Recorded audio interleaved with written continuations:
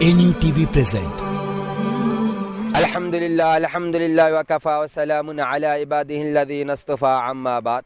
সম্মানিত দর্শক, আজকের এই ভিডিওটিতে আলোচনা করব এমন একটি দোয়া নিয়ে, যে দোয়াটি পাঠ করলে স্বয়ং বিশ্বনবী হযরত মুহাম্মদ সাল্লাল্লাহু আলাইহি ওয়াসাল্লাম আমাদেরকে জাহান্নাম থেকে মুক্তি দেওয়ার গ্যারান্টি দিয়েছেন।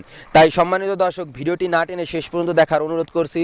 আর যদি আমার চ্যানেলটি ভালো লেগে থাকে তাহলে অবশ্যই সাবস্ক্রাইব করে পাশে বেল আইকনটি বাজিয়ে রাখবেন।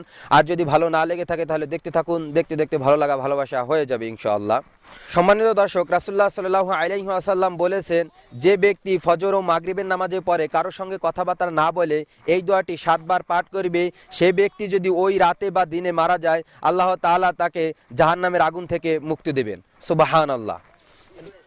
অপর এক হাদিসে বর্ণিত হয়েছে, ইমাম মুসলিম তামিমি রাদিয়াল্লাহু তাআলা বর্ণনা করেছেন, আমার পিতা ইবনে হারেস রাদিয়াল্লাহু তাআলা এক যুদ্ধ থেকে ফেরার পর হুজুর পাক সাল্লাল্লাহু আলাইহি ওয়াসাল্লাম তাকে বললেন, তুমি ফজরের নামাজের শেষে কারোর সঙ্গে কথাবার্তা না বলে এই দোয়াটি 7 বার পাঠ করবে।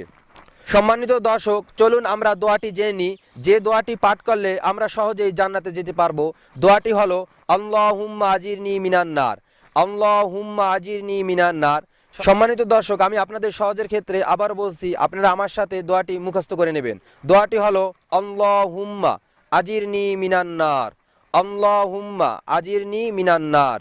সম্মানিত দর্শক, যে ব্যক্তি ফজর ও মাগরিবের নামাজে পড়ে কারো সঙ্গে কথাবার্তা না বলে এই দোয়াটি 7 বার পাঠ করবে, সে ব্যক্তি যদি উক্ত রাতে বা দিনে মারা যায়, উক্ত ব্যক্তিকে জাহান্নাম থেকে মুক্তি দেওয়া হবে। সুবহানাল্লাহ। তাই আমরা ফজর ও মাগরিবের নামাজে পড়ে কারোর সঙ্গে কথাবার্তা না বলে এই দোয়াটি 7 বার পড়ার চেষ্টা করব।